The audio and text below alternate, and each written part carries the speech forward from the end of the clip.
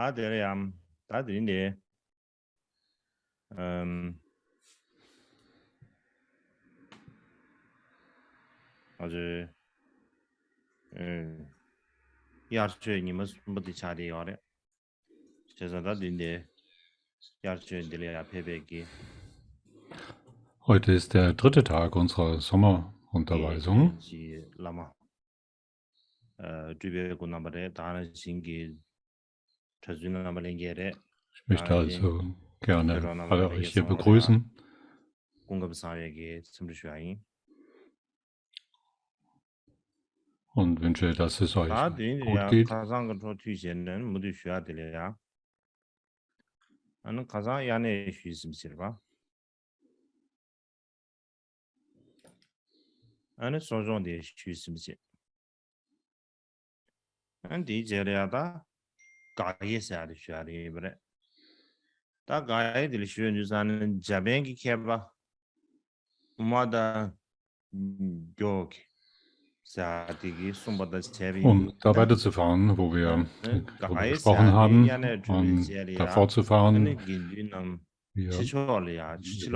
중규로 마베 공야 제거야 초가 haben 지레스 gesprochen. 아니 초가 대한 님은 이글을 채워래 세제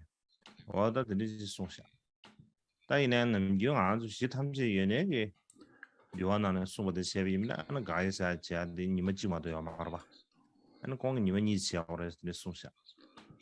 다디 양 류아신다 나로를 드디 예버인다 가디에 고스 마소 Das ist ein Ritual, das über 2 Tage 안다냐 hinweg sich erstreckt hat, das am Ende 가이사드 가르슬라임나 der gemeinsamen Sommerklausur begann. 손도 다 가이 체제 가이 체베 qabля gindu samalo da 손도 Und während 루소 dieses 상황 Auflösens 소진 류시 dieser 손도 gemeinsamen 디토알야 다 라소스 라소스네 야네 링리야 라바단 계획이 냐바드다 시고 가이 qabля 다는 유인비나 바라디 윤찬이리 삼 샤보정에 삼야 소종시엔 에네 디 qabля지 냐바줘야로 리온디 요르바 다이네 야네 링리야 라바단 계획이 냐바 링미 쳐봐 이스레 근데 인주산에 에네 가이스 라야데 라바단 계획이 냐바디 야 야네 링미 쳐봐 가샤비 인주산에 다 야네 주심비 지엘이야 nga 냐바 링미 쳐봐 가샤바디 파 예 시카소에 갑예 아니 니동남 배상에 봐 시초에 봐 되지 말 근데 뉴스안에다 갑자기 가이사도 좀 오늘 전에다 가이 천대는 비체비미나 라서 수기 녀바다 동화되게 되지 배상에 봐 긴둘이야 긴둘 나로 시행하러 돼 있어래 아니 디시에제 아니 긴둘 남게 아니 가사되게 니동지양을 때네 아니 녀제 죄고 하서 다 제박하는 죄고 왜나 따뜻해 버려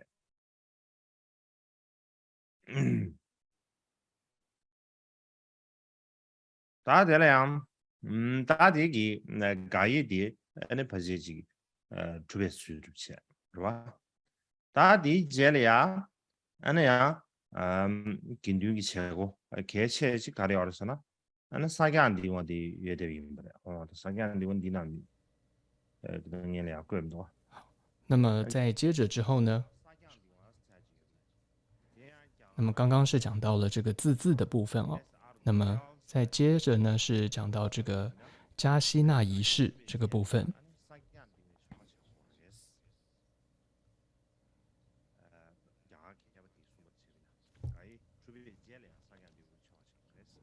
那么在依照一个印度学者叫做戈耶尔，他提到呢，在这样一个字的仪式之后，会举行一个叫加西纳的仪式。那么是由这个居士也是信众哦，他会供养这种棉布，然后制作成一个袈裟，然后要分给僧侣们。那这是印度学者的一个说法。那么按照藏传佛教的是依照是说一切有部这个律典来说呢的说法会有一些不同。那因为在这里会有提到说要安置哦，或者说放置这个加西那伊，在藏文里面有这个放置、安置。那这是什么意思呢？是僧众们要将这个三法衣都拿过来，要铺在一个木板上面，就要铺在这样子一个木板上面。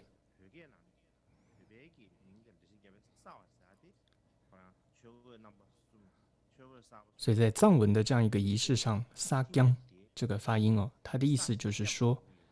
要将这个法衣要铺在这样子的一个木板上面的意思。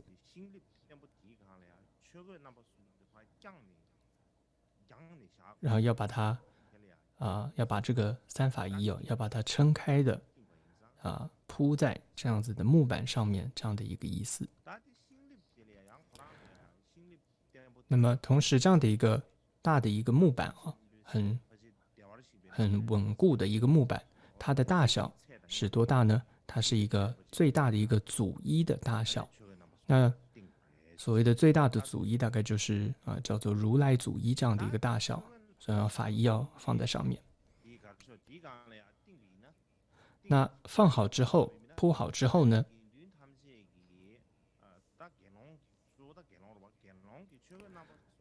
那么比丘僧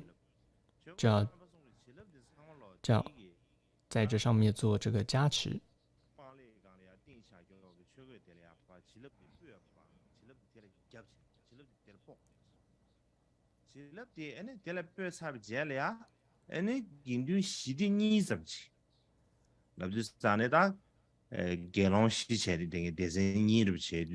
那么这时候就会有4位比丘，然后有分成两部的4位比丘，就是总共有8位，分成两个部分，然后可以说看守着这样的一个这个木板，然后这些衣服，然后其他僧众呢都可以像是放假一样就可以离开。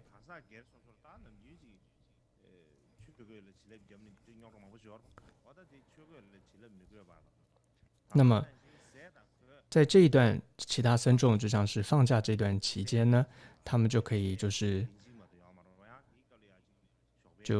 叫做离衣宿，然后还可以辗转食就它有一些，因为像是平常的时候他们是三法衣是不可以离身的，然后譬如还一定要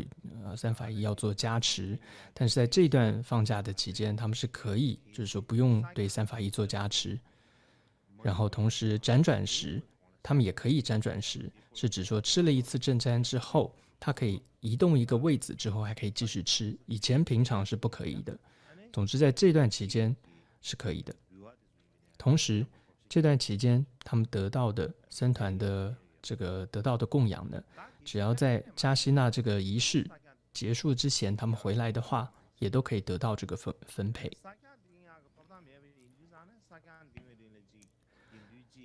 那么所以如果不做结跏安居的话，也就不能有举行这样的一种加西衣或者说加西纳这样子衣服的这样一个仪式。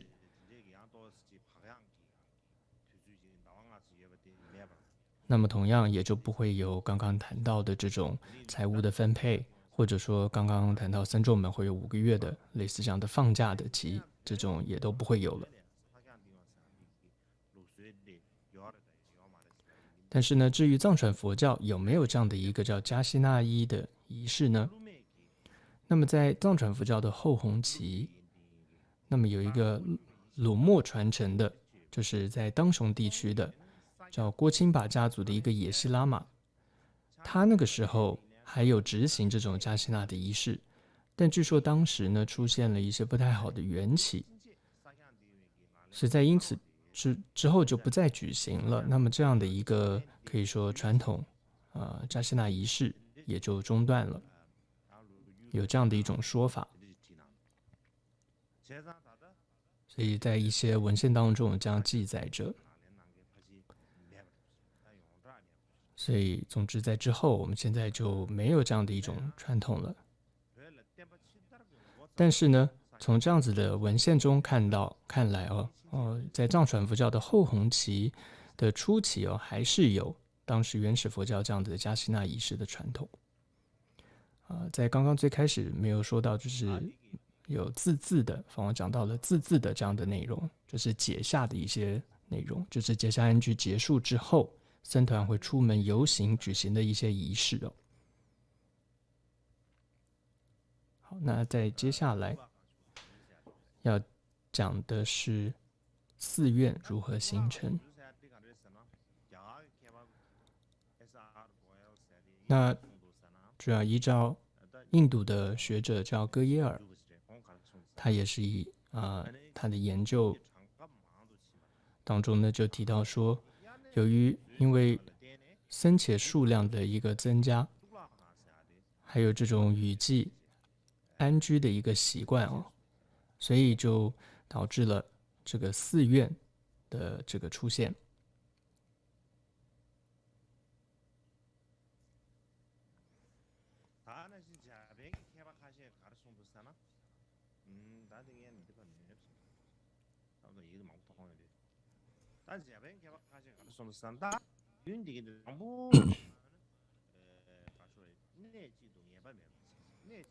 那么还有一些日本学者认为呢，首先当时的僧侣们他们是从这个游行的生活，那之前我们谈到这种游行生活就是到处的行脚他们有一个是居无定所的这样的一种生活方式，但慢慢的就转为了一种定居的生活。但是这个过程呢是很缓慢的一个过程。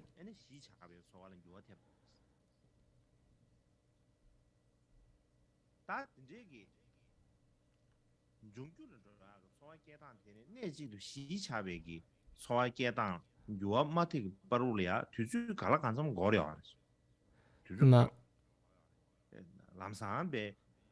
这样一个过程呢转变的过程是很缓慢的，就是僧侣从游行转变为定居的生活，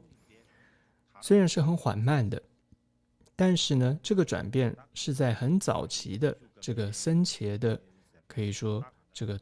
就僧伽就这样一个僧团的这个时期就完成了的，可以说就是在佛陀应该还在世的那个时候就已经完成了的。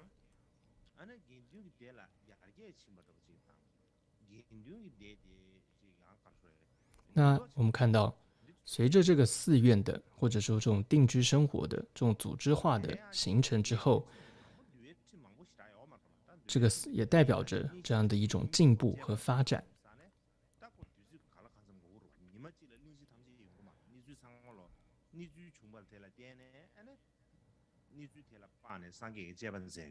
而同时呢，这个过程当中呢，也慢慢的各种的戒律也形成，而这种戒律的形成都是伴随着某件事情的发生，然后才佛陀因为这件事情发生了而制定了某个戒律。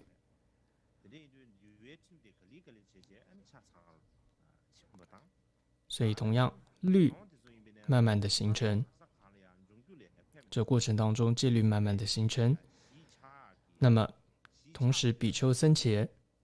也不再是这种四处游行这样的一个团体，就变成是一个这种定居在一个地区的这样一个僧道这种修道的僧伽的团体了。那么就像之前我们有提到过这种当时僧伽的住处有两种一种叫住处，一种叫做陵园。那无论是哪一种，我们之前谈到过，当时呢都是暂时的，都是可以说一般来说是由比丘建立的一种暂时性的一个住所。那么也有可能是这个施主供养的一个暂时性的住所，然后譬如说结夏安居之后，然后就荒废了，或者说就僧众们也离开了，这是所谓的一个住处这是一种场所。那另外一种场所就是一个陵园。那它常常是在一个在位于城镇，但有时候也是在郊外啊，就是这一些陵园。它有时候也它有一个意思上，它像是一种果树园或者所谓的这种花园、乐园，是这样一个地方。那这样的一个陵园，那常常是由一些对于佛法有信心的这些施主，他们长期的可以说供养给僧伽，所以慢慢的这样的一种陵园就成为了僧众们比较定期可以举行集会、宗教的集会、修持、修行禅定，或者说这种做佛法讨论的这种场所。那这种地方后来就被称为叫做僧园，叫 Samga Rama， 也有翻译叫僧伽蓝。这种僧伽蓝就是这个音译哦 ，Samga Rama 这样一个僧伽蓝。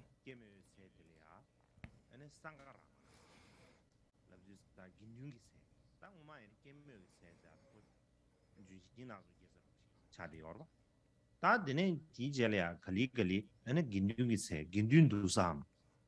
긴둥 바나바서 내들 쇼는 태상 거서 제사로 진짜 디기 긴둥이 세사하게 아니 센터버레스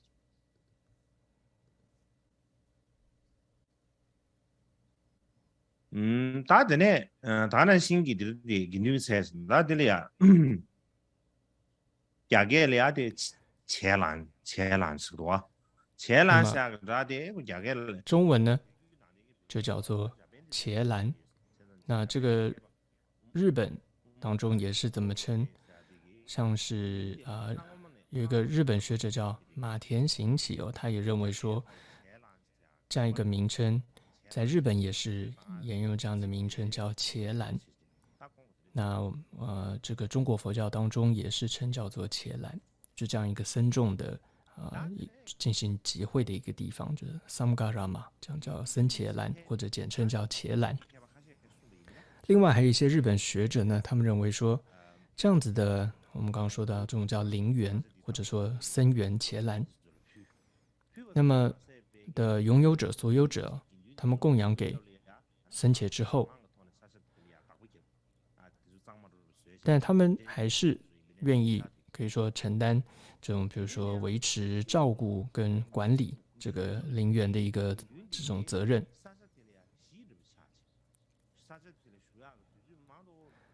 但是呢，这些流动的这些可以说游行的僧伽们，他们慢慢的就习惯就定居下来了。那么这里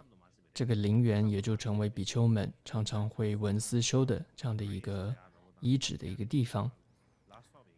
那慢慢在这里也各种会集体的仪式，像是像布萨字也就解下，还有加西那伊刚刚谈到的，这些都在这里就开始有这种发展。所以在最开始其实也并没有这种布萨字加西那伊的仪式并没有的，所以也是慢慢的有了稳固的地方之后慢慢这里就更有发展。因为这些仪式都是必须要一种集体的一个聚集在一起的一个仪式，所以也因此慢慢的在这个陵园当中就开始兴建了这些他们集会的一个场所，一种叫做会堂，叫做 Upathana Sala， 这是一个梵文，一个会堂。那因为僧众们要常常聚集在一起，所以没有这样一个能够遮风避雨的这样的一个会堂的话是不行的，所以有点类似的一个房舍吧，叫做 Upathana Sala 这样的一个会堂。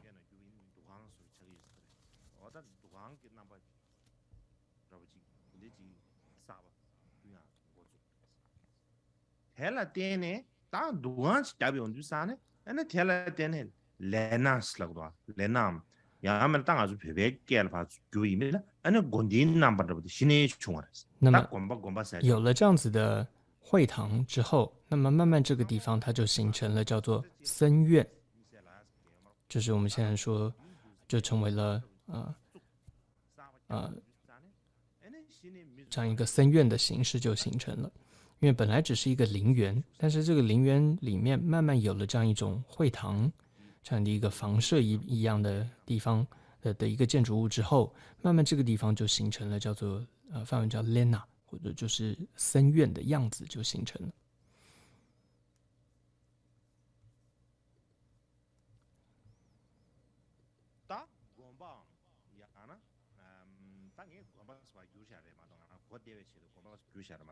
名文的连什么的，人呢？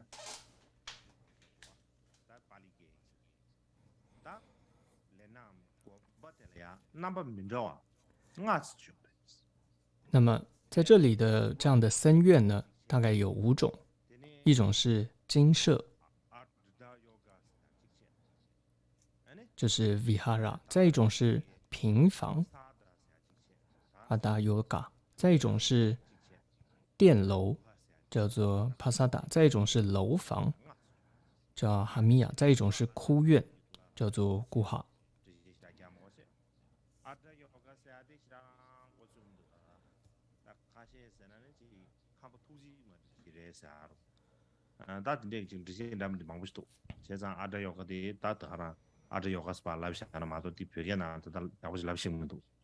那在这里面精舍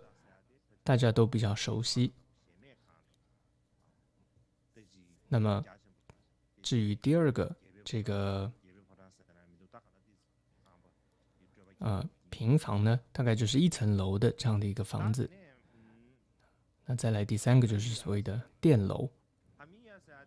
再来是一个楼房，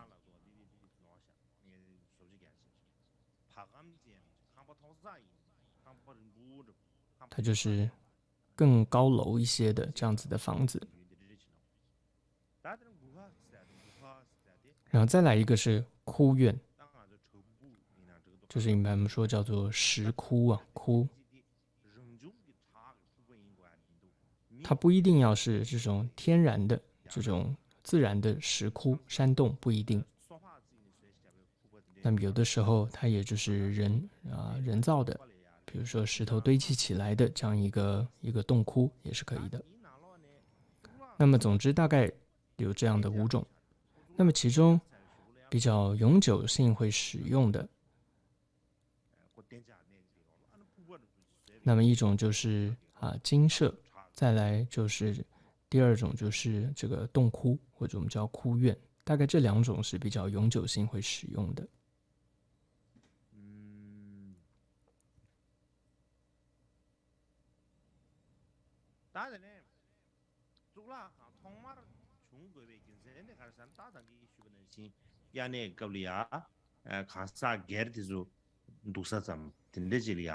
那么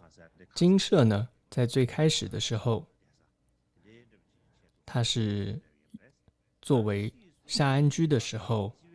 个人的用房住的地方。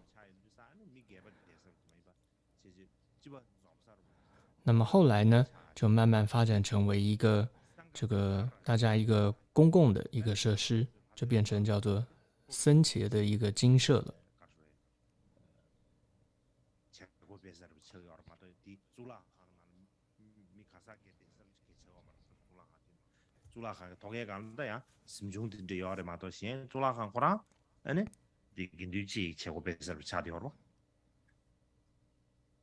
但是呢，其实让朱拉汉的拿落了呀，看啥给的对象，不离问那些，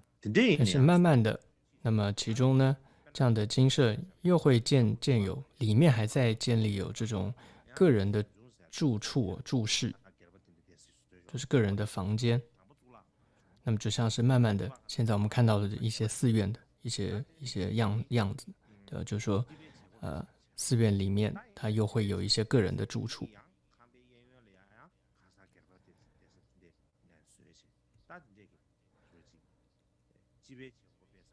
就说精舍最开始本来是夏安居个人的一个住处，但后来变成是一个公共活动的空间，然后之后慢慢又在旁边可能又加盖了一些其他的住处等等，这样总之就变成一个更大的一个空间，一个叫做精舍。那么慢慢随着这种比丘的定居在这里的发展，那么这个精舍呢，它因为随着大家比丘的这个生活所需，还有可能需求更多，各种的设施也需要更多，所以各种不同的精舍也就出现了。有的是大的建筑群的这种僧精舍，更有组织的这种精舍也出现了。再来是窟院，很多这里指的都是这种人工自己建造出来的窟院，不是自然的洞窟。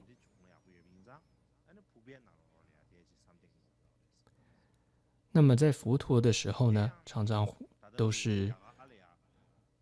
用这样子来作为禅修的这样一个场所。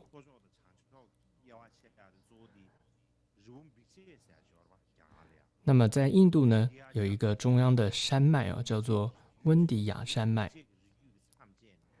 （Vindhya Range） 这样一个山脉。那么你会看到他们的印度当时的一些建筑的方法，就是因为这个山脉为分界来定，像是当时的北方的平原，那么最主要是精舍比较多，因为他们那里都是用砖跟石建造的精舍比较多。那么南方呢，多是这个高原，北方是平原所以多是用砖跟石建造成为精舍。而印度的南方比较多是高原，所以多是开凿出来的这种洞窟或窟院。但无论是精舍或这里说洞窟窟院，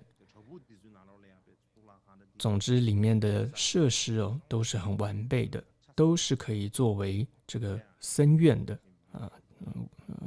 可以完备的设施都具备着。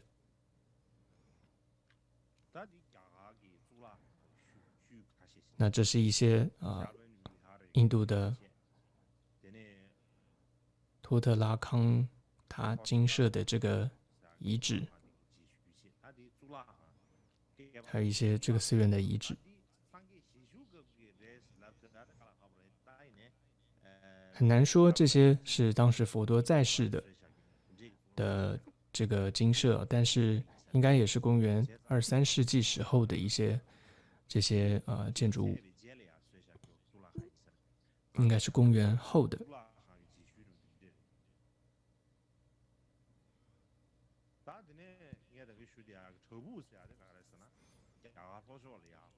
那么这是南印度的，所以南方高原都是石窟，像是有这个阿占陀石窟，还有阿罗拉石窟等等。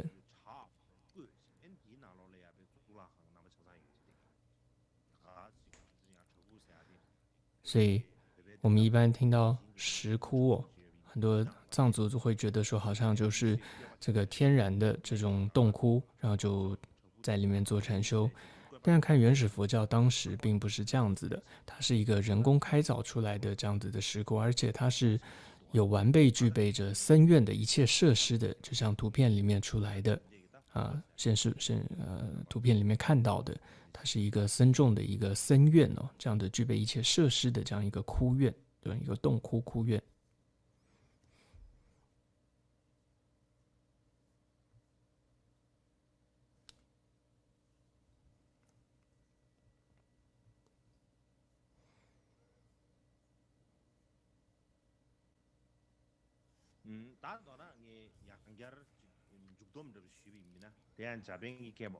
那么这里再总结来说一下，也是一个日本学者叫马田行喜他提到，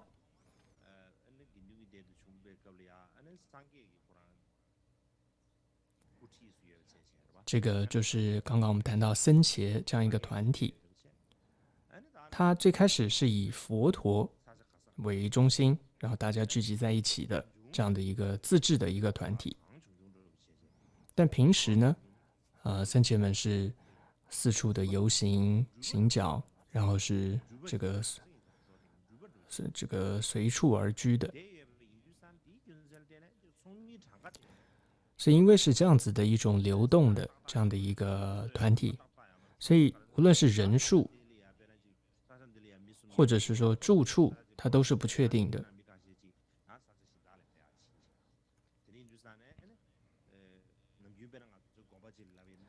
不像是我们平常我们会说，哦，现在来讲这个寺院啊，你这里常住众有多少，你都可以说得出来，就有多少僧众住在这里。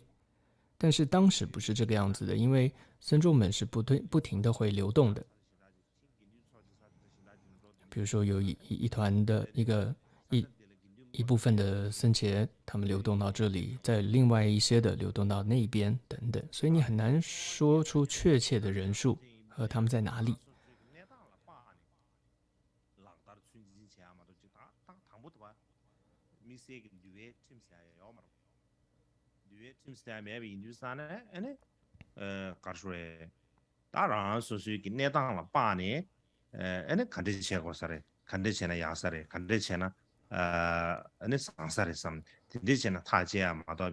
所以当时的也没有特别的这种整个的规矩制度或者说戒律，只是看个人的情况啊来定的。但是慢慢随这个这个团体的建立起来，那么慢慢戒律也建立起来。就像到了后期目犍连舍利弗大迦叶弟子们那么他也得到了佛的指示，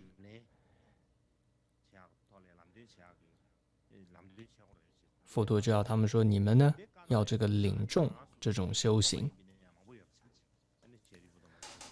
所以慢慢呢，他们要带领的团体常常就会有数百人，就像舍利弗尊者，他就要带领着可能有数百人目犍连尊者他也要带领着数百人，那他就要自行可以说带领跟教诲他的弟子，还有他要不断的培养跟照顾他的这个僧伽。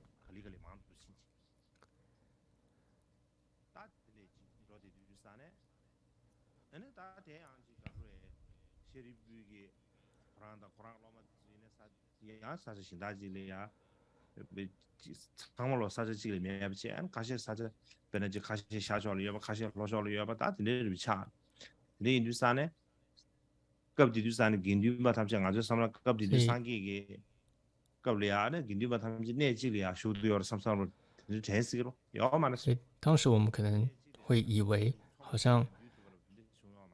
可能觉得佛陀的所有的僧众都是聚集在一个地方，其实也并不是的，是他们都随着不同的这些僧众的导师像目犍连、舍利弗，然后跟随他们在不同的地方学习。那总之呢，慢慢僧伽越来越多，然后呢，这个团体越来越大，所以这时候这种制度还有戒律，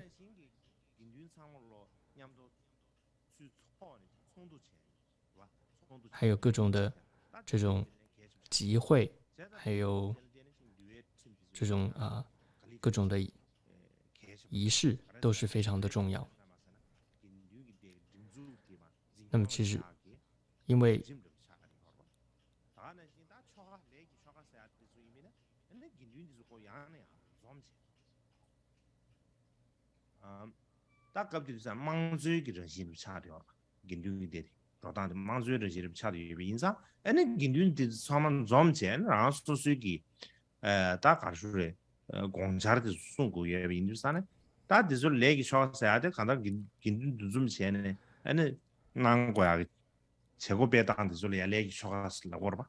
那么当时呢，就会有这种集会或者说讨论，就叫做结摩。结摩其实就是大家集会之后的一种讨论，或者说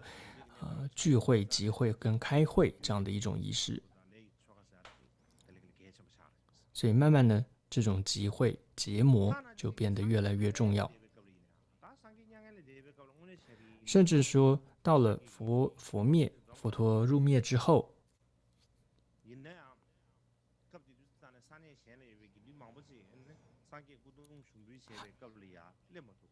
还有很多这种在很远的地方的僧伽哦，据说他们都还没办法前来参加这个佛陀的这个毗荼，我们就是一般说葬礼。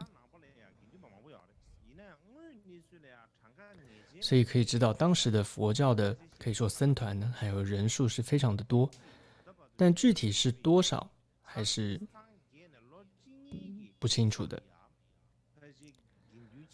但是呢，现在来看，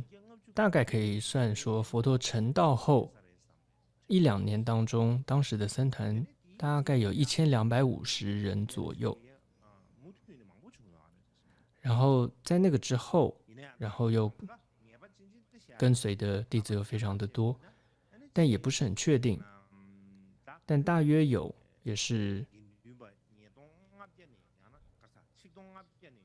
大概有1500人至2000人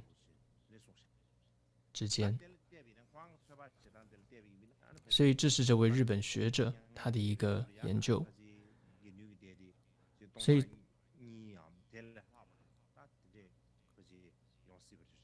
可能佛陀圆寂之前，大概僧众有2000人左右吧。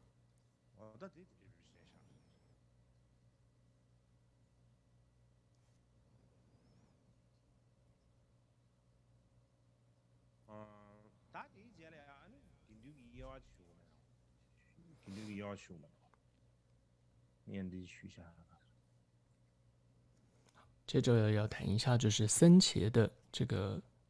分类。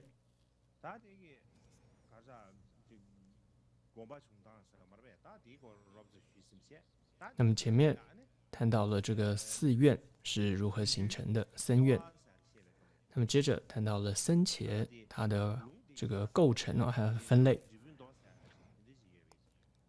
那么有一部经叫做《沙门果经》，那么里面有提到说，佛陀在世的时候就有6师外道。平常当时印度他们的人都形容说，这6师外道的6师哦，他们是什么呢？就形容他们是僧伽之主，叫教团之主，或者说就是教团的导师，会这样形容他们。因为他们都有自己的这种僧伽，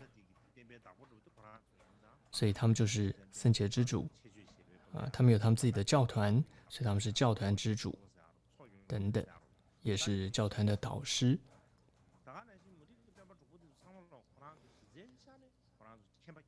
而且他们呢，当时这些外道的6师呢，他们也是非常知识渊博，而且德高望重的，而且也都是这种出家修行时间很长，而且很有经验的这样的长老。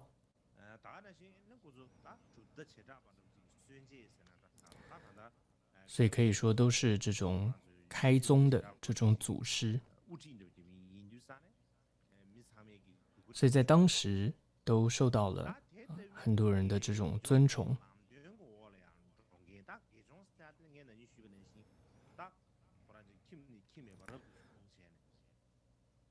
所以呢，这里就有提到一个词，就是这种沙门。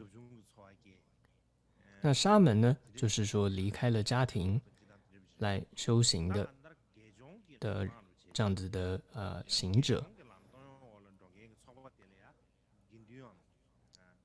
所以像这样子的刚刚这些修行者，他们叫做沙门。所以被这些沙门所指导的这些共同的这些修行者，就叫做僧伽，或者叫做众。那也就是音译叫做嘎那。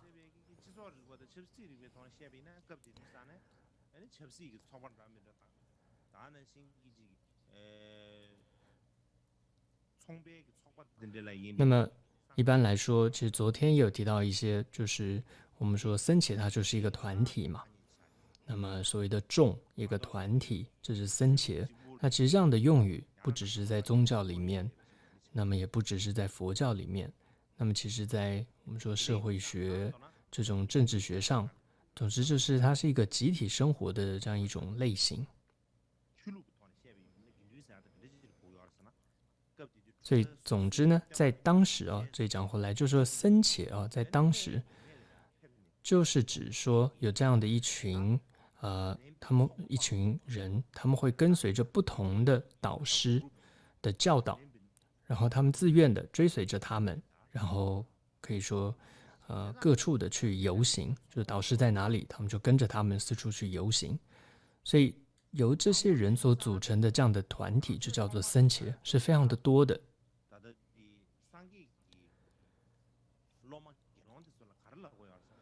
所以因此在最早期的时候，其实他们印度当时的人称这个佛教的这些沙门呢，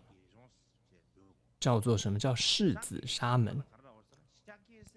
称佛教叫什么呢？叫世子之法，叫做 Shakyabuddhya Dharma。这个原因是什么呢？就代表说，其实是这种沙门，因为沙门很多嘛，就是到处都是沙门在跟随着不同的老师，所以为了要辨明说这些沙门是跟随着佛陀的，跟随着释迦牟尼佛的，所以就说他们叫做这些沙门叫世子沙门，就跟随着释迦牟尼佛的沙门，他们的释迦牟尼的法叫做世子之法，这样子。所以这就代表佛教在当时只是什么呢？只是这些游行追随者，或者这样子这种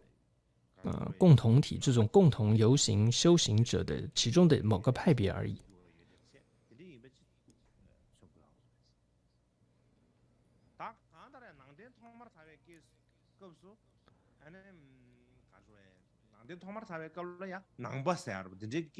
所以总之呢，我们可以看到佛教最开始它并不是马上就说我自己是某个宗派，并不是这样的，他没有马上就说我要成为某个宗派，并不是。最开始的不是一下就说僧众就说我就我要成为一个宗派，不是的。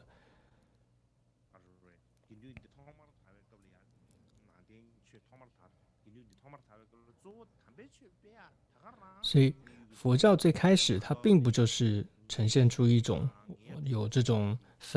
我是一个有宗派的这样倾向的，不是的。它其实目标很清楚，很简单，就是要弘法，这是他最清楚的一个目标。而佛陀呢，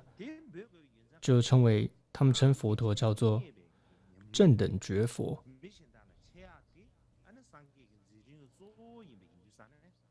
也就代表说，佛陀最主要的这个，或者说最殊胜的一件事情，就是他证悟了、了悟了。那也就是要告诉别人如何正等觉，如何像他一样证悟。这就是弘法是最主要的目标。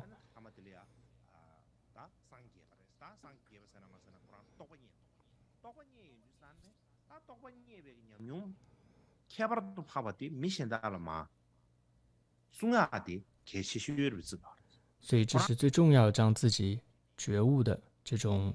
证悟要弘扬出去。所以佛陀的弟子也把这个当成己任，要将这种佛陀觉悟的这样子的法教要弘扬出去。所以都不是把佛教就是要把自己当成某个宗教去弘扬，当成目标，不是的，而是以弘扬佛法，就是觉悟这为目标。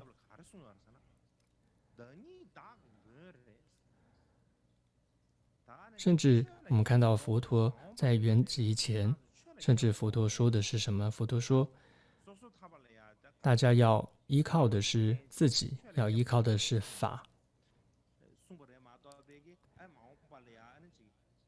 佛陀也没有说我不在之后，你们要医治某个人甚至佛陀也没有说他也没有选出说好未来佛教的这个接班人是谁，教团这个是谁，负责人是谁，并没有。好，这里休息一下。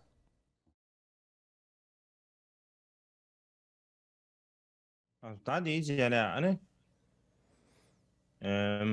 紧张个嘞，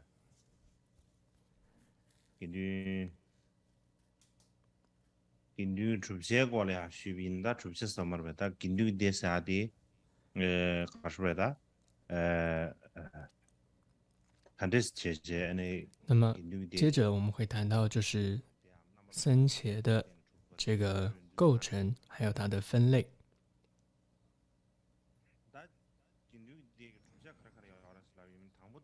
那么组成僧伽大众主要有哪些成员呢？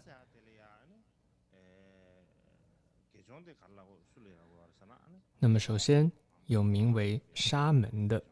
那么也就是比丘还有比丘尼。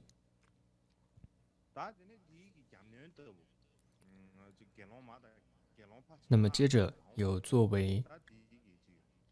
就是比丘和比丘尼的候补的是谁呢？就是沙弥和沙弥尼，还有这个士叉摩罗，也叫做学法女。那么就是有这5位。那么学法女指的是已经是沙弥尼，但是还需要等待这个2年这样的一个试验期才能转为这种正式的沙弥尼的这样的一个出家的这样一个女性，叫做学法女。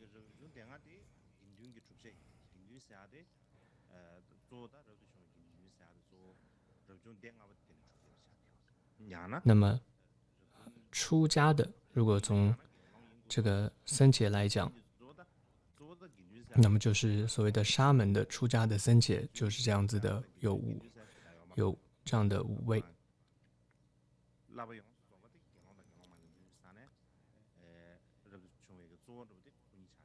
当然最主要的就是比丘和比丘尼。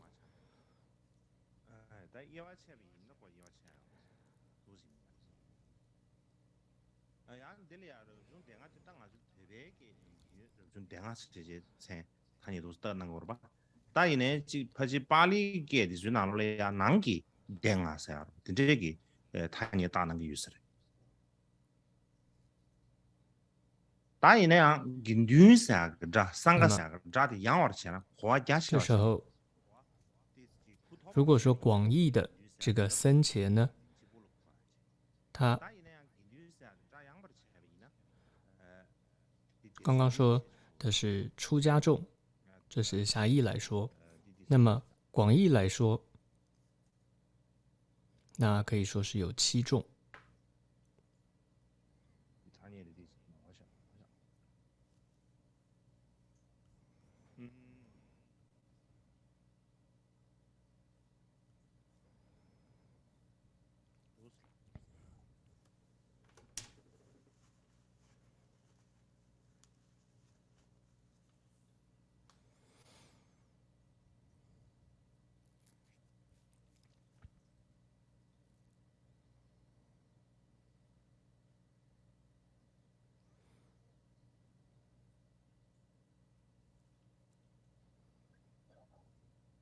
那跟女噻的了，那也是多的。那这里可能就是说僧伽7众，这样就好。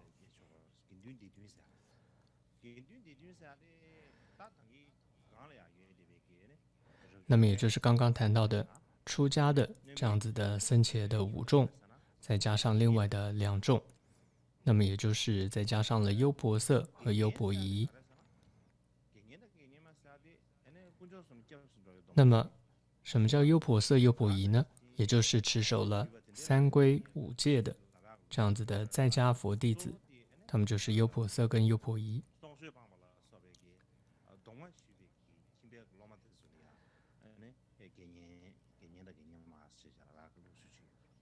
那么还有呢，就是在一昼夜当中，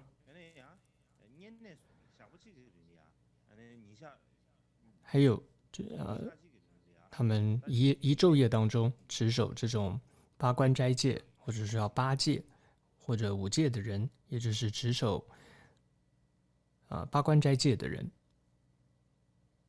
这类的人就叫做禁住。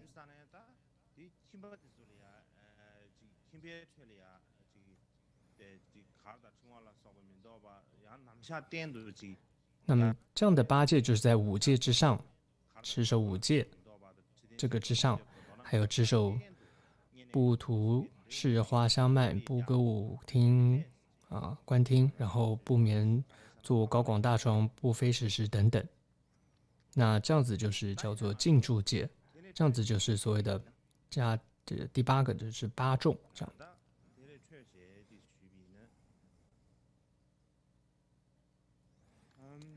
那么这里呢，可能附带提一下，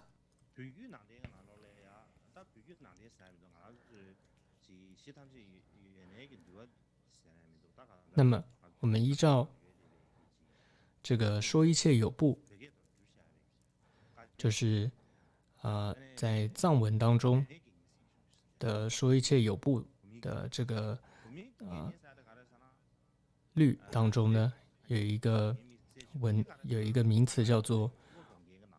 有一种居士叫国密居士，这是藏文发音叫国密居士，就是穿着僧服的这样的一个居士。在一位过去的印度论师叫无畏生密就是叫阿巴亚嘎拉，他在一个能人密庄严当中就提到一句话，他说净行受持守八关斋戒的说法，这是一个他说这样只是一个口诀。然后还有一位叫上师金刚座，他写的一个优婆塞的八关斋戒的注释中也提到，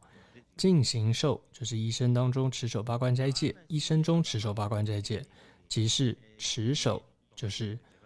这个果密这种居士戒果密这种居士戒。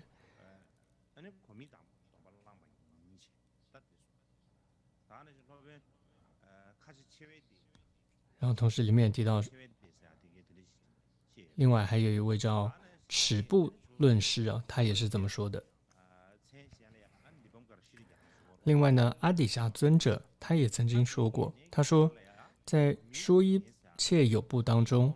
并没有这种就是国密居士，就是穿着僧服的居士这样子的名称这种说法，但是呢，在大众部中是有的。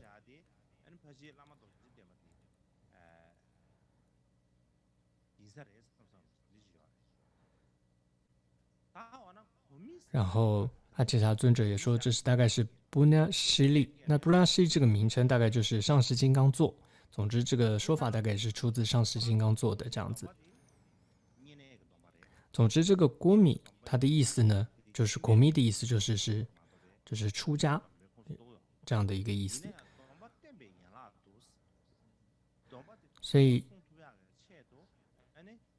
虽然说这个八戒它是一个居士的戒律但是因为他们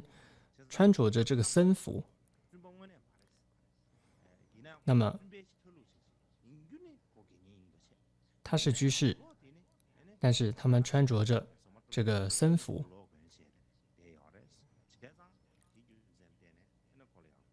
让他一生持守这个八关斋戒，所以他就称为叫做这种叫古密这样子的居士，就是穿着僧服的这样的居士。那么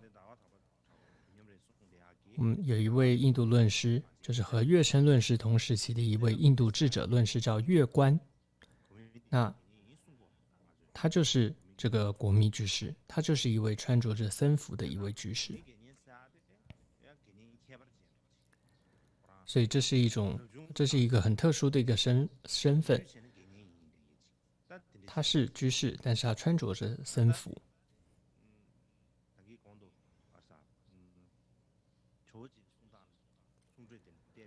所以如果按照阿底峡尊者的说法，这在说一切有部中是没有的，但是在大众部中是有的。那这是附带提到的。那么接着我们再回到，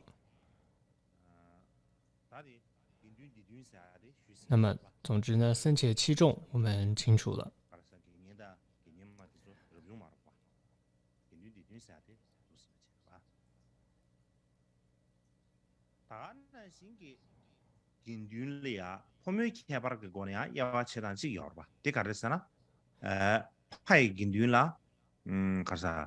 那么再来，僧伽呢，也可以从性别上来区分。那么比如说，比丘僧伽或者比丘尼僧伽，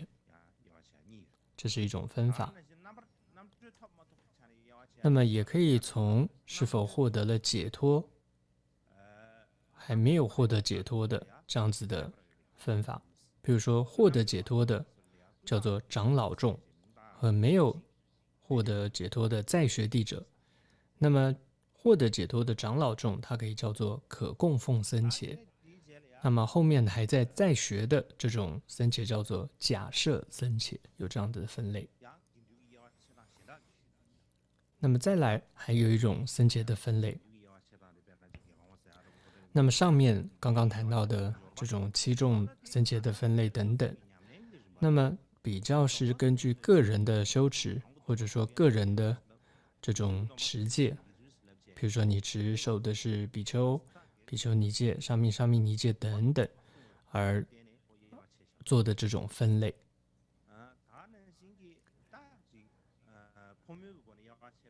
或者说刚刚谈到按照了性别来做这种分类。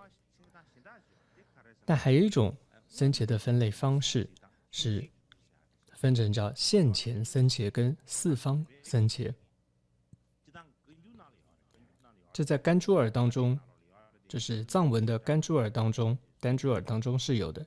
但是藏传佛教并没有太去提这个部分，所以这里我想特别的提出来。那么在日本的学者平川章，他已经不在，他已经过世了。那这位学者，他是一位这个精通佛学的一位学者，而且他对于戒律、律典这种研究的非常的深，而且他精通巴利文、梵文，而且也会藏文，而且他所写的这个印度佛教史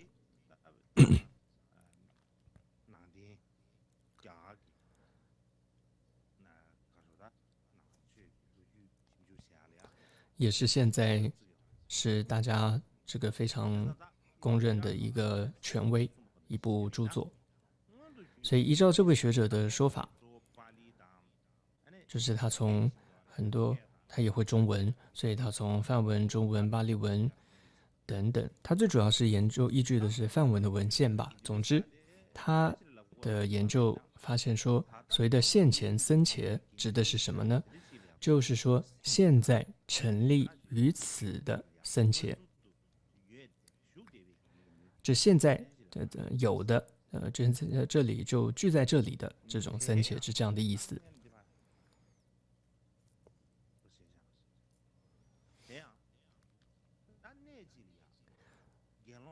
譬如说，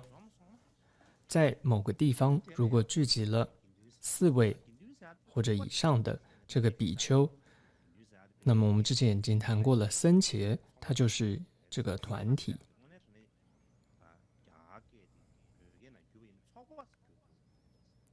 所以僧伽本来梵文里面桑嘎僧伽，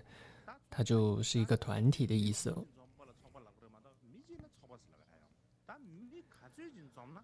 那么多少人聚集在一起算是僧伽呢？那么一个不是，2位不是，3位不是，一定要是4位及以上，更多都可以。总之是至少要4位。这样子有4位以上的比丘，他们就形成了，就叫做现前僧伽。所以这个僧伽的单位它是4人或者以上。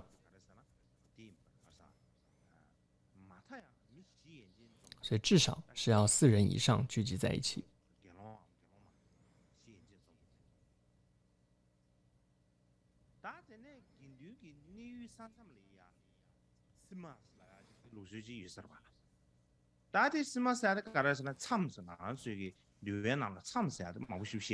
再来呢，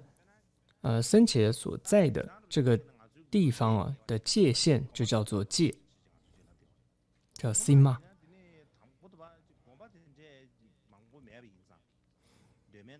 那么现在来讲呢，我们说有寺院这个建筑的范围，它就是个界限嘛。但过去因为没有所谓的建筑物，所以过去就是只有所谓的僧伽，并没有所谓的寺院这样的建筑物，只是一个僧伽这样一个团体。所以举例来说，我们说菩提伽耶这样一个地方，我们会说有这样的僧伽。比如说在菩提伽耶那边，佛塔那边有5-6位僧伽，在德嘎寺这边有5-6位僧伽。那么所以在靠近大塔那边那5-6位的僧伽，他们就会有一个界限，做一个界限。那么靠近德嘎寺这边，当然这是一个比喻哦，就是靠近这一边当然没有寺院，就是有这样一个5-6位僧伽在这里的时候，他们也会有一个界，结这样一个界。那么接着就说，在进入到这样一个界内的比丘，那么在这个界内的比丘，他们就有责任是什么呢？他们就有义务，必须要出席在这个僧伽团体里面的会议，他们就有义务要出席。举例来说，在菩提伽耶大塔那边的那5-6位僧伽的界内，只要比丘进入的那个界内的话，他们就必须要参加那个僧伽里面的这些会议。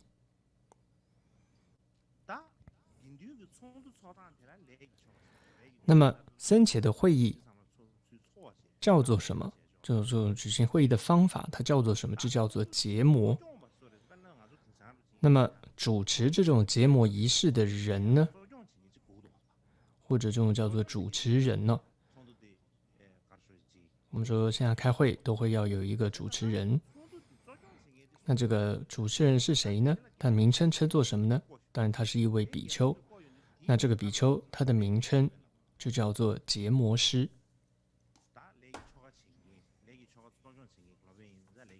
就是他是主持这个结摩仪式，就是白话说，就是他主持这个会议的，他就叫做这个主持人，就是叫结摩师。所以总之原则上呢，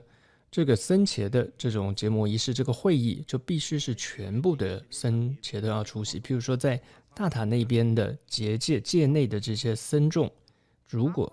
他们在界内要举办这种结摩仪式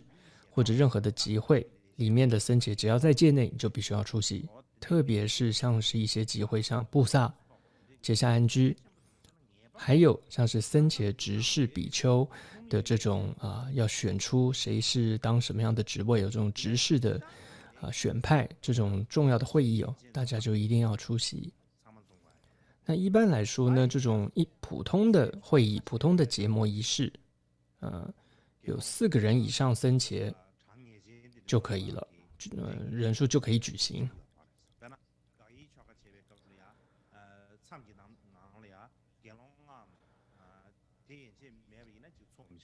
但是呢，像是自结摩的话，界内就必须要有5位以上的比丘才可以举行。或者像具足戒结摩，就是我们说出家戒的这样一个仪式的时候，就必须要10位比丘。10位比丘就是有和尚、结摩阿舍离，还有教授阿舍离3师，再来还要有7位证人，就是3师7证等10位比丘才可以举行这个出家戒，就是具足戒的结摩。但是有些特殊情况，像是在边地难以聚集比丘的地方，那么就规定5位僧人也可以举行，就是3师，然后再来2位证人就可以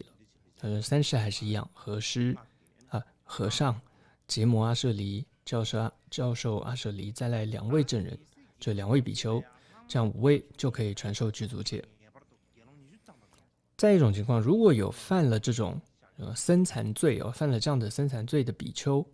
他们的这种叫忏悔，叫做出罪结摩的这种会议的情况之下，就必须要有20个人的僧伽聚集在才能举行这样的一种忏悔。的会议，就出罪节摩。但是呢，每次如果僧伽会议都必须要所有全体比丘都就要出席的话，其实是很妨碍他们的修行的。所以呢，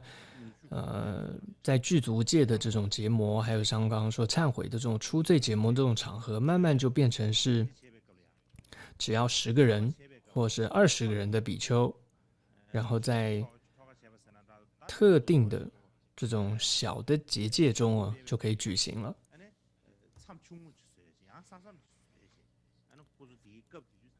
所以就说他们可以在特定的，就是他们可以特别的在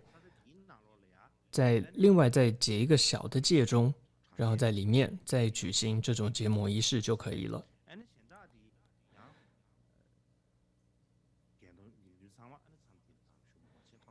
所以其他的僧众就不用再特别来参加这样子，所以就还有特别在结这种小戒的这样子的一种传统出现。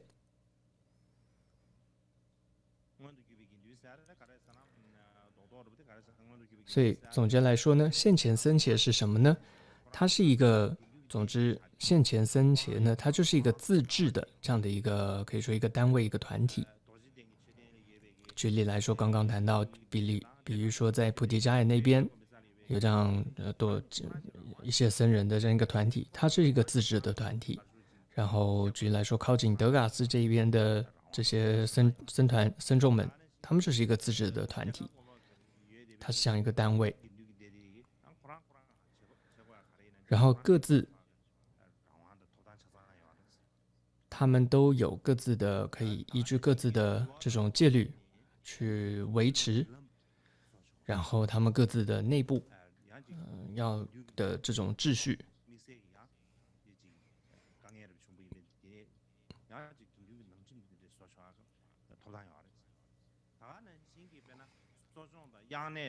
而且他们也可以自己举行这种各种的布萨或者是安居，比如说在德嘎寺或者是在菩提伽耶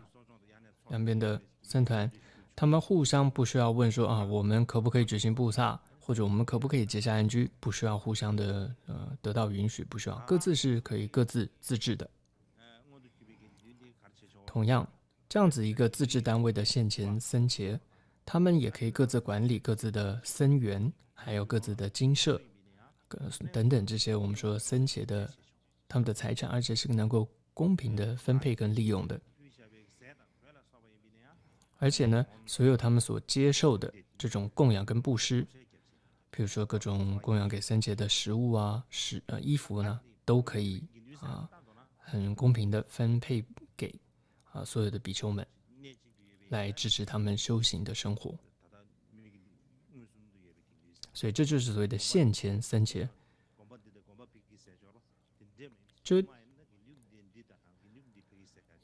这现在我们都会说是这个寺院那个寺院，以前不是这样，以前都是那个僧伽这个僧伽，就是那个僧团跟这个僧团是这样的一个概念的。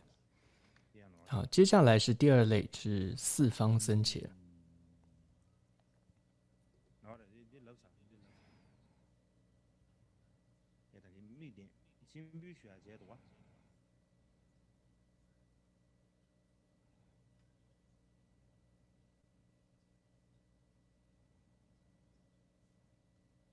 对。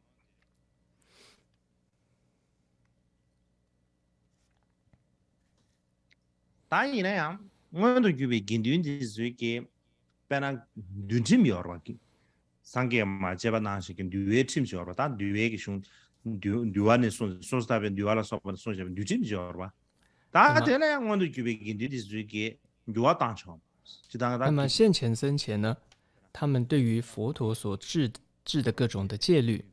各种这些秩序，他们是不能够随意的、任意的改变的。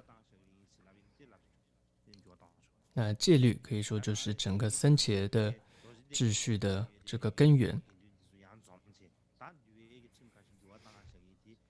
比如说在这个德嘎寺，或者说在那个大塔那边的各自的僧团，他们决定说比喻，各自决定说啊，这个戒律我们想各自改变不行的，或者说他们两个聚集在一起说我们来改变这个佛制的戒律是不行的，就是现前僧伽他们不能够任意去改变这些佛制的戒律，所以总之佛制的戒律是超越了这种现前僧伽的。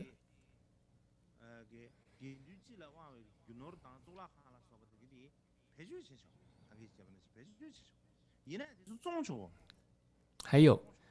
虽然说这些僧伽的财产，我刚刚谈到的僧园跟精舍，这现前僧伽你是可以用的，而且只允许说你们可以使用，但是你们绝对不可以就是现前僧伽是不可以去变卖的，去处置它、去变卖它是不行的。所以换句话说，他并没有全部的这种权利的。所以换句话说，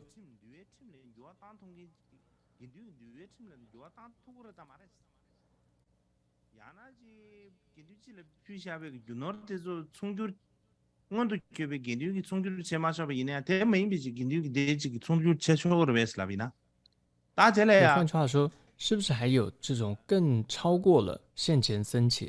就是说更深一层的、更高一个层次的僧伽呢？那是有的，它就叫做四方僧伽，就是它不就是指在现前这样的时空范围内的这样的僧伽，它指的就是什么呢？它指的就是这个弟子教团本身，它不是指某一个地区、某一个时间点的这个僧伽。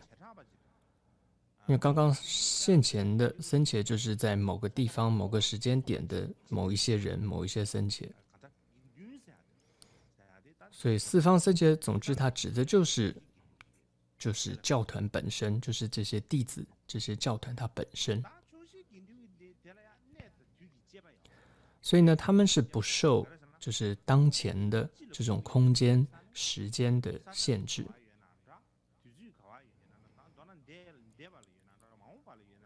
所以他们是具有一种我们说贯穿了过去、现在、未来的这种普遍性，还有一种永久性。所以也就是说，它在空间上，它是可以扩大到任何地方。所以它不只是，比如现在来说，它不只是在印度、尼泊尔，它甚至不只是在这个世界，它搞不好是在其他世界，它都可以有所谓的这样子的僧伽。四方僧伽，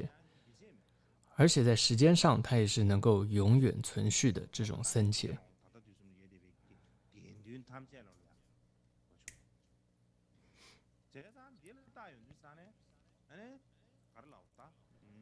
所以从这样的一种分类跟解释上来看，所以所谓的四方僧伽呢，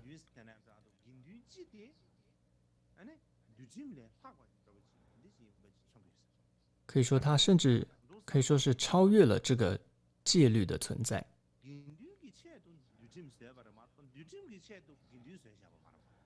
因为这个戒律是为了僧伽而制定出来的，并不是说为了戒律而创造出僧伽，不是的。所以为了都是僧伽能够更好，所以才制定了戒律。所以是为了人而制戒，而不是为了制戒而有人。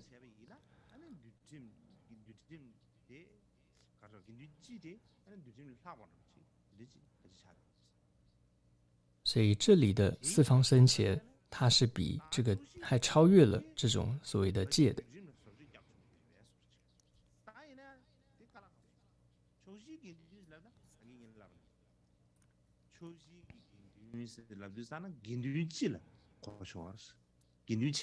所以现前僧伽，我们说它不能任意变更、改变这种戒律的。但是四方僧伽的话呢，它是超越了这种所谓的戒律的。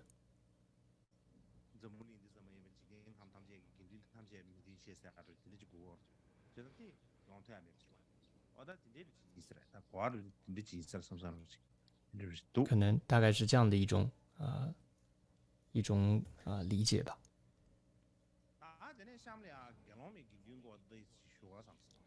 好，接下来我想说一下就是比丘尼僧伽的部分。那么比丘尼僧伽呢是什么呢？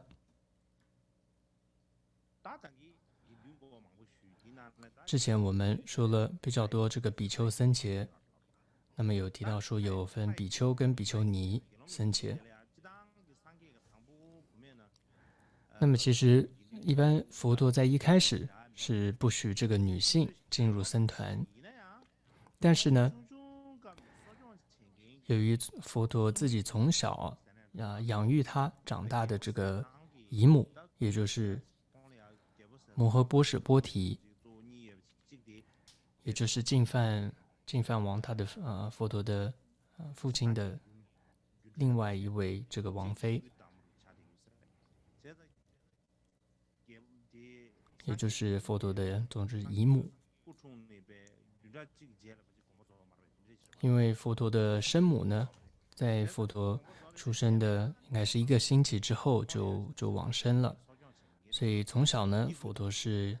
由他的这个姨母摩诃波舍波提养育长大的。所以总之在他的姨母摩诃波舍波提的请求之下，这请求说他们想要出家加入僧团。不止如此，还加上了阿难在背后的这个请求所以佛陀他才允许的。这段故事很长，这里就不多说。总之，同时呢，当时佛陀就允许女性可以出家进入僧团，但同时也说，如果女性要进入僧团的话，必须要持守8个法8条戒。这个8条戒就叫做8净法，或者叫8众法，也叫阿什塔嘎鲁达玛。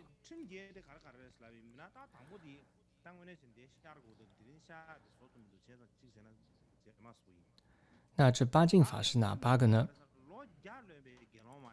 首先是尼众100岁礼初下比丘。那这是指说，就算比丘尼她已经是超过了100岁，那么如果她遇到了受戒，如果仅仅是经过了1夏的比丘，经过了1个夏天的比丘，她还是要礼拜他。第二个是比丘尼呢，不可以在附近没有比丘的地方做这个下安居。再来第3个，我们说每半个月就是要做布萨的，或者还要说这个戒，就是说波罗提木叉，说别解脱戒。那这时候比丘尼众呢，应该要这个派人呢，去这个比丘众当中去迎请或者去求，可以来给予教授跟说戒的这个比丘来。再来第4个，就结下安居之后，最后一天的自解夏日的时候，要迎请这个比丘，要在比丘众中去行这个自法，所以从僧中去自再来第5个是不得骂，就是辱骂跟毁谤比丘。再来第6个就是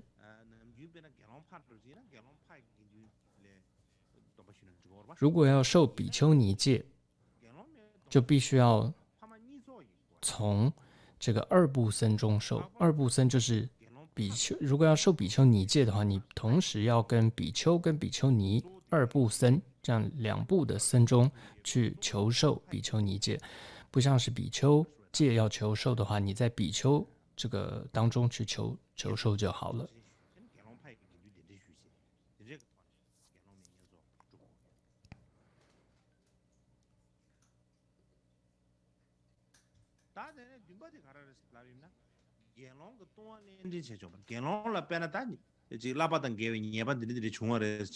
再来第7个是不可以说比丘的过失。再来第8个，如果说这个比丘尼有这个过失的话，也是必须在这个比丘众中，不只是在比丘尼中，而且要比丘众中去忏悔。但这是简略来说。总之呢，这大概就是八敬法的意思哦。那么也有说叫八众法，或叫八敬法。那么一般我们说看，这是在分别说部，还有说一切有部当中，都认为这个八敬法是由释迦牟尼佛他所制定的，而且这两部也认为说这是女众出家的一个根本法。但是呢，大众部的这个僧祇律摩诃僧祇律当中，却说呢，的确比丘尼对于比丘应该要有这样子的八敬法，但却不认为这个八敬法是比丘尼众的根本法。那么之后，当代很出名的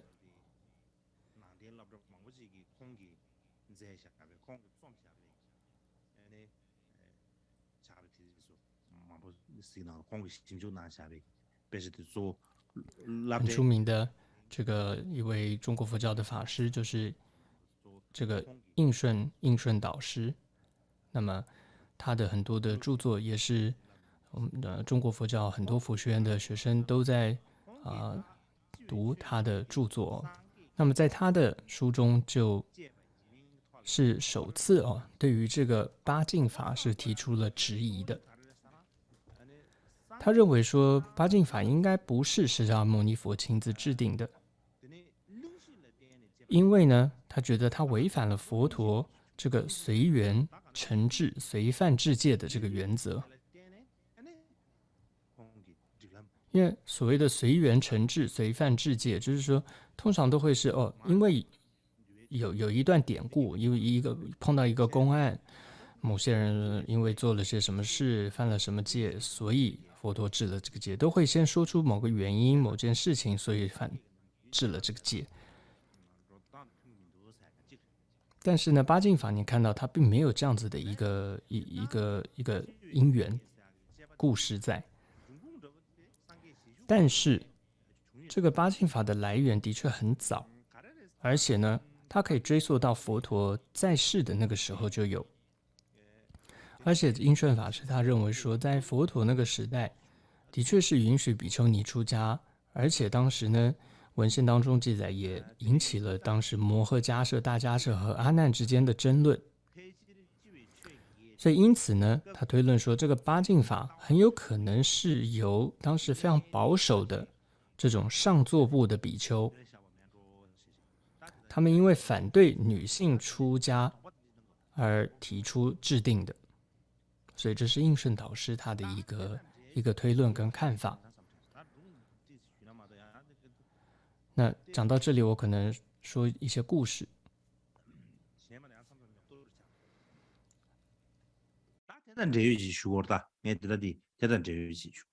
这里要说些故事，不然大家可能会觉得听了都太无聊了。那是跟这个有关的故事。那么有一次呢，这个佛陀呢，他在这个舍卫城，当佛陀在这个祇园精舍的时候，那当时呢，佛陀的一个大弟子就是大迦叶。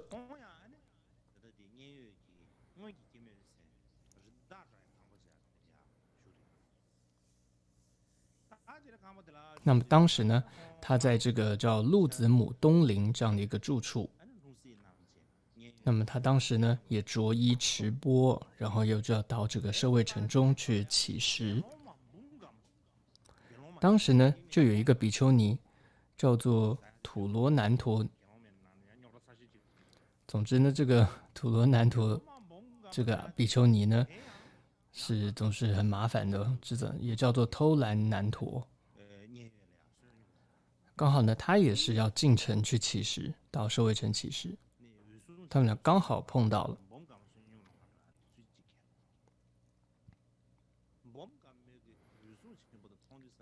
所以那个比丘尼他本来就很不喜欢那个大迦叶。那这里为什么他不喜欢大迦叶，我也不是很清楚。反正就很讨厌大迦叶。反正他一见到他，他就说：“我这个笨蛋，就是这个愚人，白话就是这个笨蛋又被我看到了。就这个比丘尼见到大迦叶就这样说他，看我怎么治治他哦，看我怎么对付他。这个笨蛋又被我看到，看我怎么对付他。这个比丘尼说，所以呢，他看到大家是要去托钵嘛，要一个一个家去走嘛，所以他每一次他赶快先跑得比他快，都被他看，就是跑到那个家门，然后就躲在那个门的后面，就躲在那个人家的门后。那家人也不知道，反正他也躲在那，大家舍也不知道。那接着大家舍慢慢在托钵就走过来啦，然后他也拿着，因为常常托钵要先敲那个叫做他的席杖嘛，然后说他来了，那就我要来托钵了，然后这时候这个陀罗南陀呢，他就躲在后面，他就假装是那家人的声音，他就说圣者呀，他就在假装说圣者呀，这里我们家没东西吃，你请走吧，你换下一家吧。那大家舍一听，他说哦，那当然，他就马上到下一家了。那这个比丘尼跑得很快，他马上呢大家是还没到，他又跑到那个人家的后面，下一家的后面，又躲在门后面。然后大家是又走到门前了，慢慢的，然后他同样又说了啊，我们这里没有东西吃，你到换下一家吧。这样几次之后呢，这个大家是什么都没有化缘到，这样一家一家的，他什么都没有化缘到。大家是刚开始还不觉得有什么异样，但一次、两次、三次，好多家都发现都是这样子说，奇怪，怎么今天每一家人都没东西吃，都没有东西给他，他就开始觉得很奇怪。那他毕竟还是一个阿罗汉，他还是有些神通吧，他大概平时没办法，一般时候不会有，他还是要得入定吧，他才能够知道嘛。所以总之他就入定一下，一看，哦，就是那个比丘尼就是他了，他就知道是那个比丘尼在那边作怪。这时候比丘尼就说了，就也看到那个比丘尼，他就说姐妹啊，当时就这样说。当时比丘会称比丘尼就会说姐妹啊，哎，问题不在于你啊，哎，这个你问题不在于你，问题啊其实是出在了那个阿难。为什么呢？当时呢，就是因为阿难呢，他呢就是让你们这些恶行的女众、恶行的女类出家。然后那么强行的请求世尊佛陀让你们这些恶行的女众出家哦，所以啊才有这样子的你这样子的人来制造这么大的问题。所以总之大家是他在说的就是总之如果不是阿难要佛陀让你们出家，也不会今天会有你这样的人的造出这么大的问题。总之呢，当时佛陀就知道了，他就是跟佛陀报告了，佛陀就总之知道之后就制定了一个戒说。总之呢，这个比丘去起誓托钵的地方，比丘尼不能够去，就这条戒的由来就是这个样子，就是必除起处，必除尼，必因行。所以这里就说，大家是就说。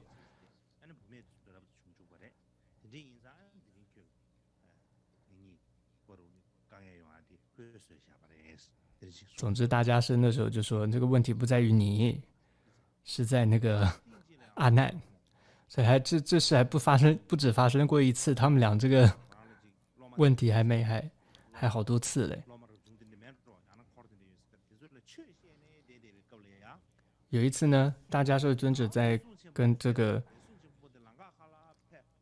不是，有一次这个比丘尼在跟其他人这个说法，跟弟子说法，大迦叶这时候刚好又走过来了。这时候，总之那些弟子马上就站起来了，旁边的人总之就马上站起来，就去迎接恭敬大迦叶。结果这个比丘尼就是偷懒难陀，他根本连屁股都没有离开他的那个座位。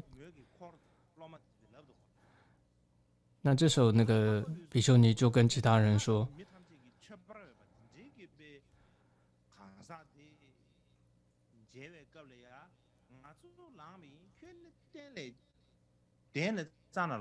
就其他那些人就跟这个比丘尼就说，这个大迦叶是这么样一个圣者，是佛大弟子哦，是为什么你不起来迎接呢？”这个偷懒难陀他就说，大迦叶没什么，他本来也是个外道婆罗门嘛，他只是一个笨蛋，只是一个愚人。我是这个跟随佛陀出家的比丘尼，然后持守戒律。这个比丘尼也不简单，他是精通这个经教的，所以他就说：“我干嘛要尊敬这个大迦叶？我干嘛见到他来，我要马上站起身来呢？”所以他也不肯站起来。所以总之这样的一个公案，这样一件事情，佛陀又知道了，所以佛陀又制了一个戒，就是比丘尼只要一见到比丘来了，比丘来的话，比丘尼你要马上站起来。所以这是一个戒。再来还有一个故事，也是大迦叶跟这个比丘尼他们两个人这个。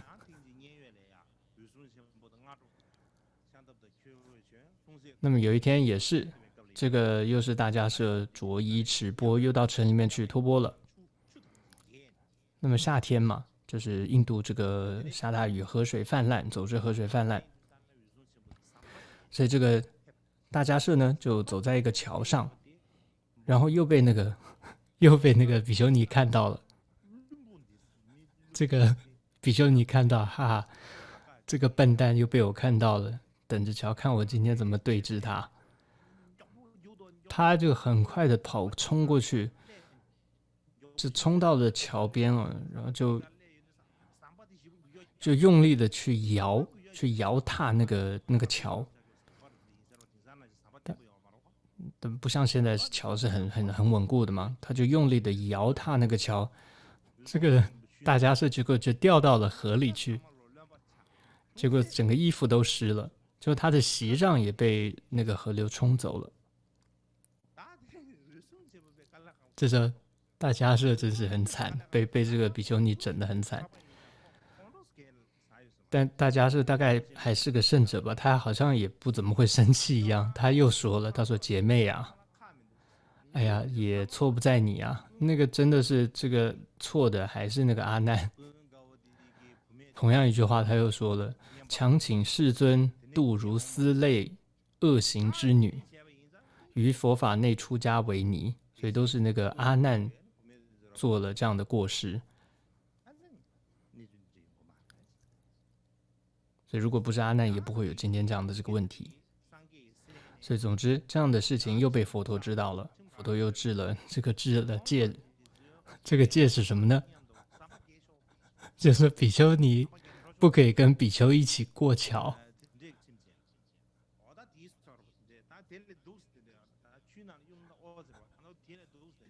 这还有更惨的故事呢，这大家是掉到河里，这还算好的，还有更惨的一些事情。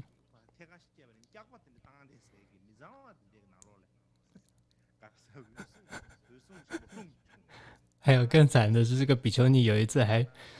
让大迦叶整个掉到了那个粪坑里面去呢，所以这个河里还算好的，那就不多说了。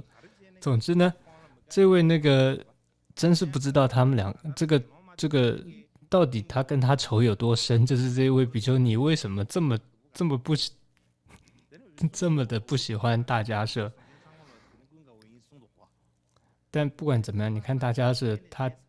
总是说这都是阿难的错。总之之后我们会谈到这个第一次结集。总之大迦叶他就不是把阿难赶走了吗？总之大家是那时候就说嘛，阿难他的过世很多很多很多，其中大家是就说了，阿难的其中一个大的过失就是让这个女性出家，所以让这个佛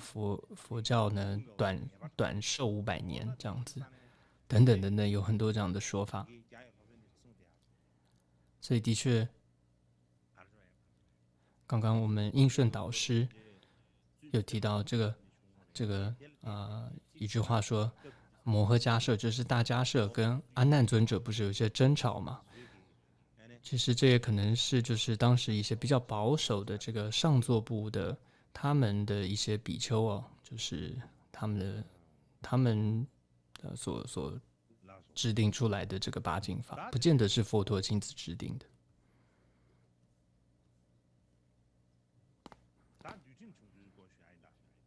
好，接下来是戒律的一个形成。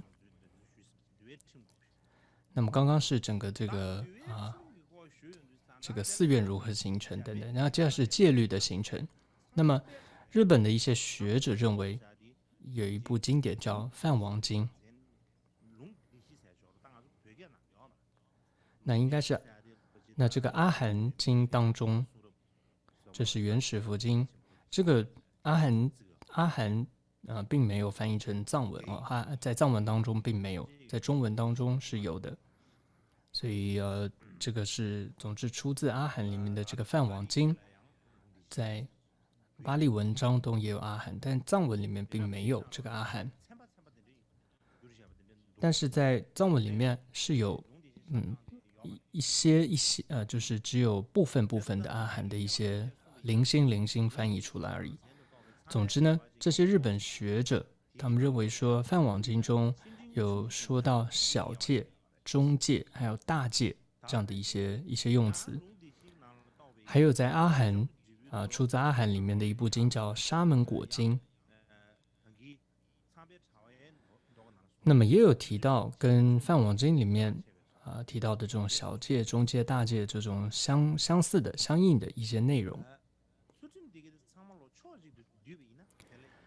然后把这些戒这种集成呢，就合集在一起，就称为叫做殊胜的胜哦，胜戒运，运就聚集在胜戒运。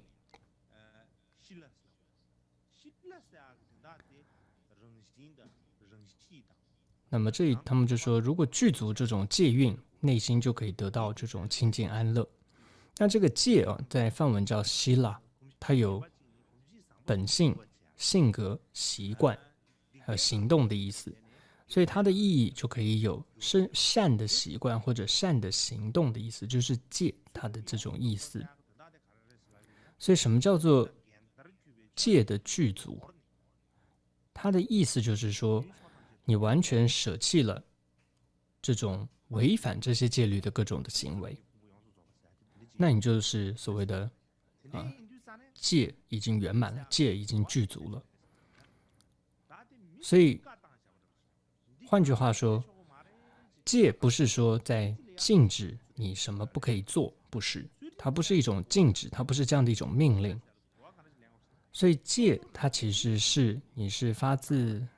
内心，你是自发的对于自己的一种要求。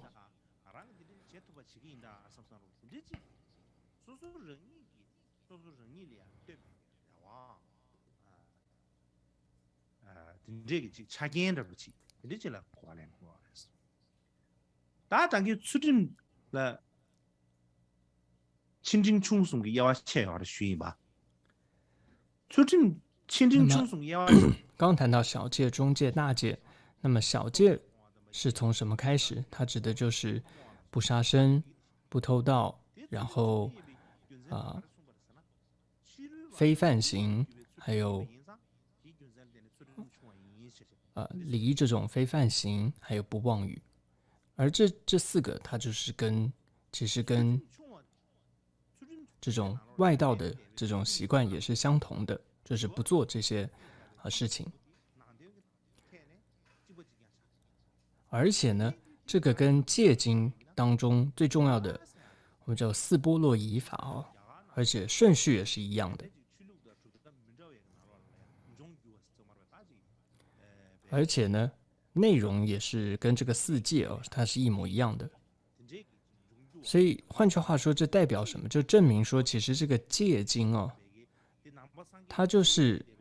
建立的是在当时印度各种游行者，它不只是佛教，就是所有的游行者，那各种比如说各种所有其他派别，所有其他这种一般这里我们称叫外道，其他的这些游行者外道，他们都共同会去遵守的这种习惯，或者说这种戒。所以总之呢，所谓的戒，这里要说的就是它是发自内心的自发性去遵守的这样的一种发自内心对于自己的一种要求，而不是禁止的一种命令。因为真正你要改变自己，禁止的命令是无法让你改变，真正能让你改变的只有你自发性的要求自己才有可能改变。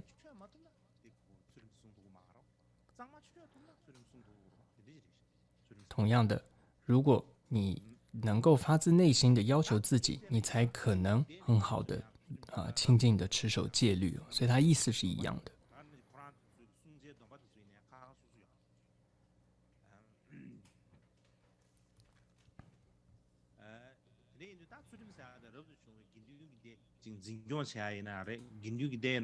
所以呢，这个戒呢，它是要自发性的去遵守的，而且是就佛教来说，是一个决心，下定决心你要这个去修行的人呢，你一定要去手持的。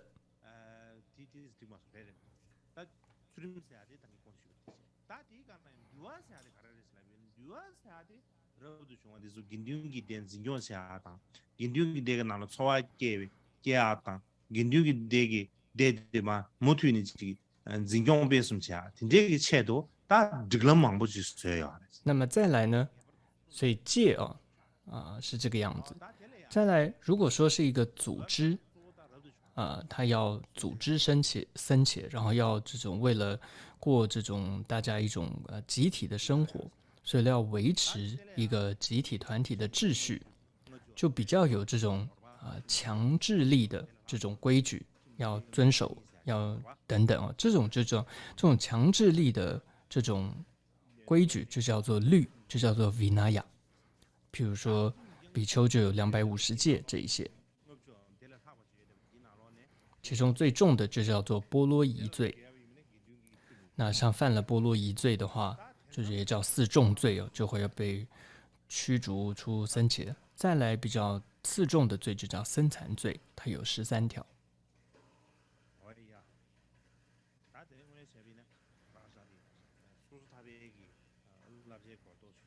那本来今天要讲一些这个这个别解脱的一些内容但总之今天要做一个公告，特别公告。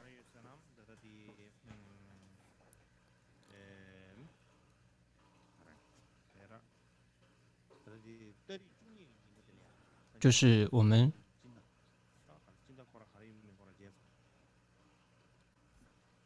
就是藏历的12日，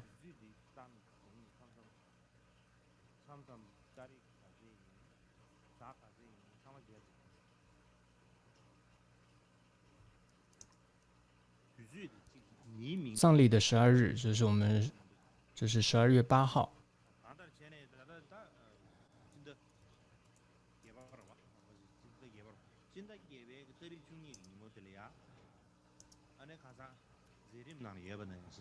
那是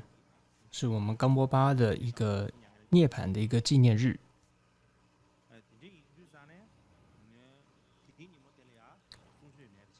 所以在这一天呢是没有课程的，但是我们会念诵冈波巴上师相应法。那上师相应法仪轨有很多不同这个版本，但这一次我们会念诵的是由这个第一是达桑冈邦念敦登巴让耶他所写的。 那这一次我们会念诵的是由这个第一是达桑冈邦念敦登巴让耶他所写的。 那这一次我们会念诵的是由这个第一是达桑冈邦念敦登巴让耶他所写的。 他所写的一般说他是冈波巴大师的一个化身，在他的静观当中所写的一个冈波巴大师的上师相应法。然后呢，掌供康主罗卓太爷他汇编了这样子的，把这个汇编起来的这样的一个冈波巴上师相应法。而这里面的会供是第五世恰美仁波切的一个会供，所以是把这样子汇编起来的这样的一个仪轨。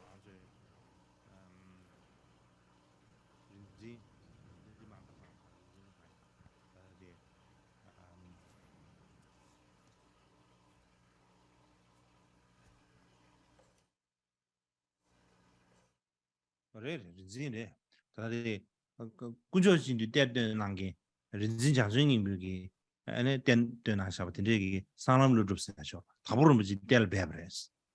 때때 난게인데 안에 장중이 물. 데려야 초지 난게데 치 초지 난게 나 초지 가시 주세요. 초지 난게데做아주 넘게 지 연락을 양 가지부터 지금 보면 주대들이另外还有一个冈波巴大师的一个上师相应法比较广，那我们这次没有办法说是他伏藏的，然后由蒋村宁波伏藏师所取藏的，但那一部我们这次没有办法去念诵，因为它太广了。那么这一次我们说冈波巴让中多杰呢，是在6月14日圆寂。那么另外，然后又曾在15日的满月上啊，有见到了这个他的一个法王的一个尊严，有就是他的这个面貌，有这样的一个公案，一个典故。过去有这样的一段故事了，所以那一天。所以，如果天气状况好的话，可以在屋顶上呢供这个白盏灯。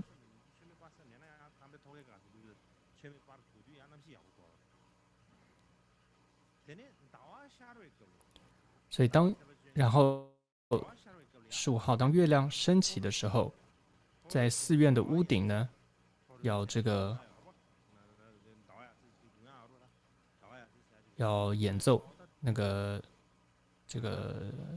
演奏这个乐器法器。那通常有15日的一种演奏的一种方式。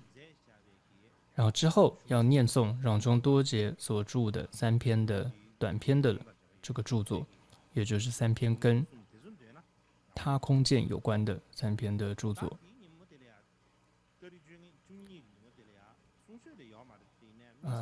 当天呢，不会讲课，但是我会简短的说一些冈波巴大师还有让中多杰的让中多杰尊者的一些故事。